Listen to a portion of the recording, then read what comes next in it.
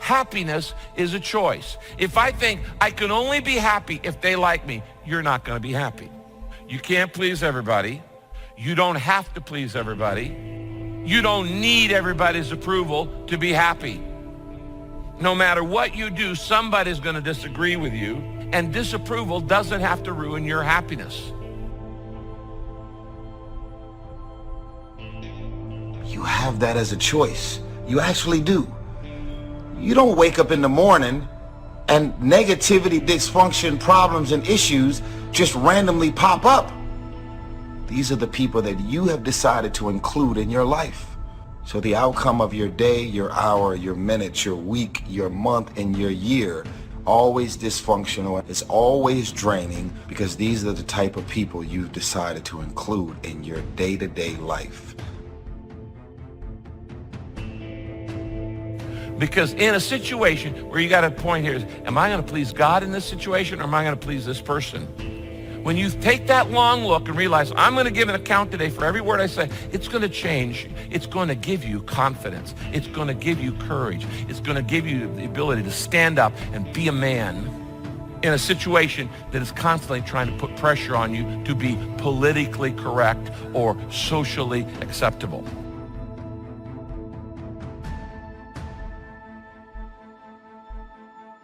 You cannot expect yourself to feel good about your day when you're including negative and dysfunctional people in your day. So what their childhood friends? So what their family? We have a responsibility to walk in the direction of peace. I want to enjoy myself. I want to smile. I actually want to feel good about the people that are around me. None of us wake up and say, today is the day I destroy my life. What we do is we make these teeny tiny decisions. All day long, these tiny decisions that take you so far off track. And then you wake up like I did and you look at your life and you think, how the hell did I get here? And you have no idea. It has never been so easy to spend the best hours of your days chasing distractions. You can be distracted or you can get epic work done. You can't do both. If you go back to the people that love you, be very careful of taking their advice in an area they're not successful. Furthermore, if you wanted to get in great shape, why in the world would you take advice from somebody who tells you, this doesn't work? You start taking advice from somebody who's not even in great shape, who's not even fit, and they steal your fitness dream. Take counsel from people who are successful in the area you're trying to be successful in. You have to compartmentalize success. Watch out with the relationships you have. What kind of person are you becoming because of the relationships that you have right now? Do those people contribute to you? Do they help you grow and develop yourself? What kind of person are you becoming? People can affect us. Our peers can affect us. Our environment can affect us. Just working consciously to overcome the poverty consciousness that I was raised in. The feeling constantly of saying, Les Brown, you deserve this. It's not too good to be true. It's true because you've earned it. The old-fashioned way, you have worked for it. Are you carrying weights that had nothing to do with you, that were completely out of your control? Are you being victimized by you? Come on, you don't have to radically do something. You can gain momentum and make changes as you go. Just start. It doesn't take much for you to feel good about yourself. Just commit it to a new direction and you feel good. Self-esteem starts to accelerate. You want to get better? You want to self-improve? Stop looking for a shortcut and find your guts and your passion and your drive and find your will.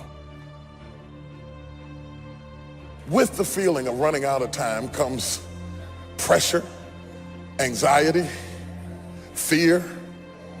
Some people try to snuff out everybody around them who's becoming what you wish you were. Envy and jealousy, depression and eating disorders, and all come to help us cope with all of these issues where we are not progressing as well as we thought because we are running out of time. You've got to chisel your character out of the raw material of yourself, just like a sculptor.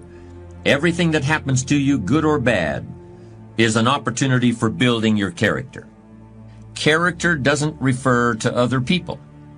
It doesn't refer to having power over other people or getting other people to follow you. Character is something that you have and that you are. Character is the person you are after you've chiseled and have gotten past all the unnecessary material to what's underneath. You don't have anything to give that you don't have. So you have to keep your own self full. That's your job. That your real work is to figure out where your power base is and to work on the alignment of your personality with the real reason why you're here. That's the number one thing you have to do, is to work on yourself and keep your cup full. Keep yourself full. Do you remember the last time you felt rejected? Was it a guy that never returned a phone call? Or maybe it was someone in your life who never thought you were good enough, no matter what you did to try to impress them. We all know rejection hurts.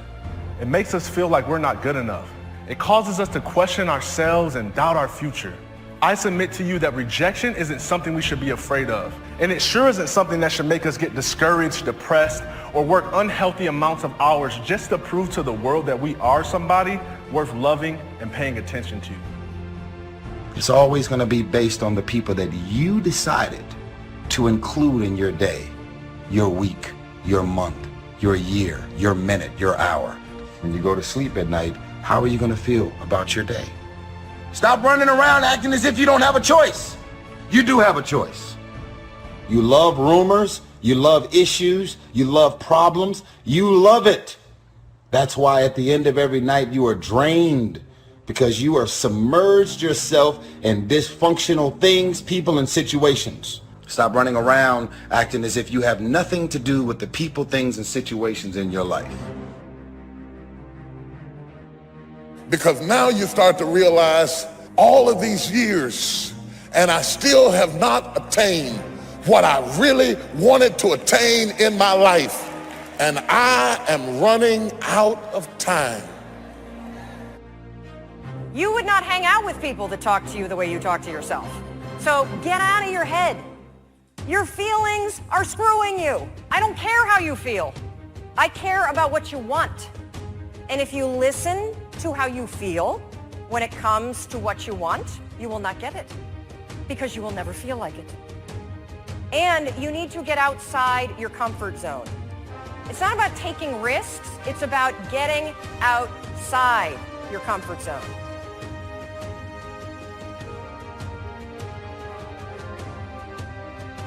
Some people are better takers than givers.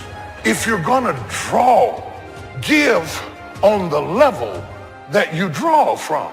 Because little by little, that depletion just happened. It is a gradual decline until all of a sudden it feels like people have gotten tired of you. They've not gotten tired of you. They've gotten tired of carrying something that's not giving back on the level that it's taking.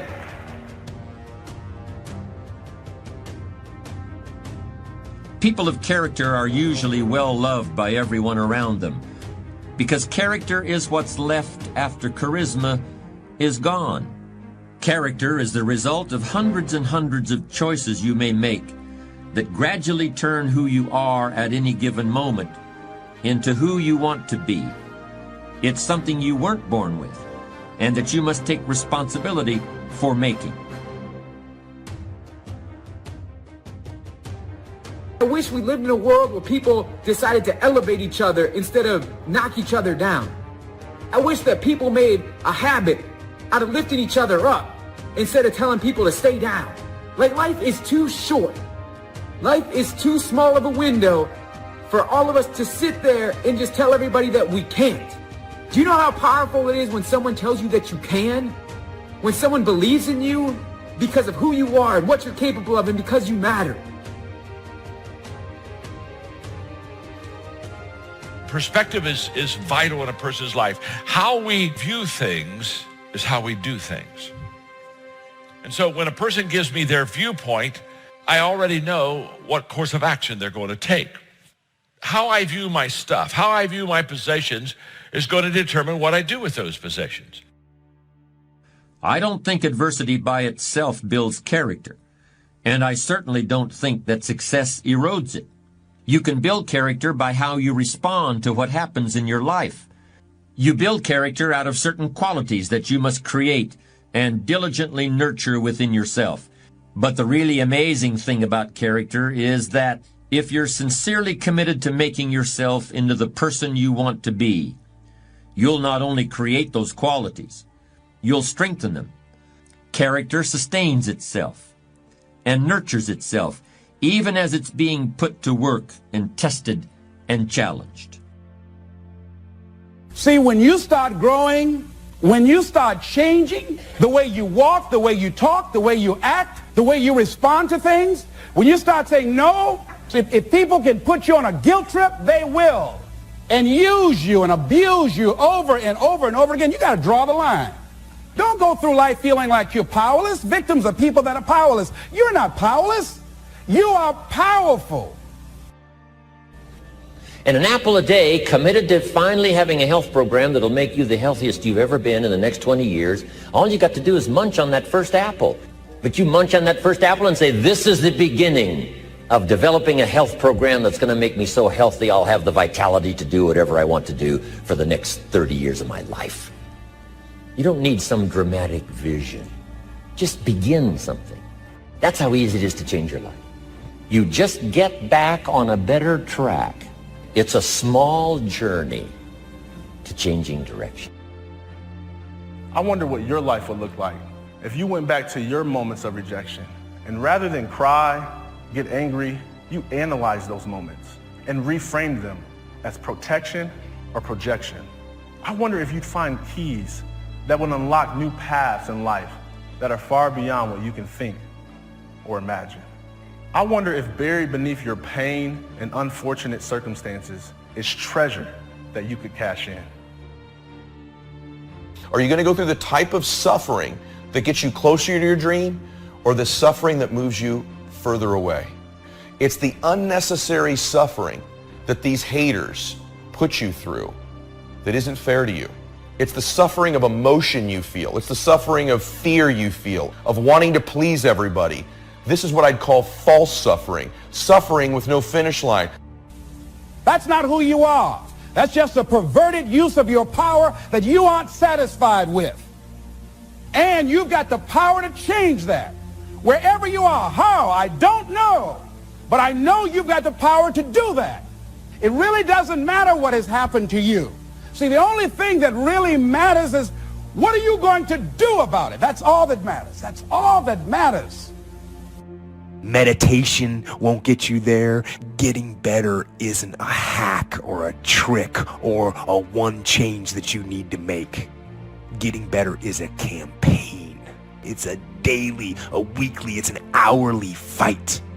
An incessant fight that doesn't stop against weakness and against temptation and against laziness. It's a campaign of discipline. It's waking up early and going to bed late and grinding out every second in between.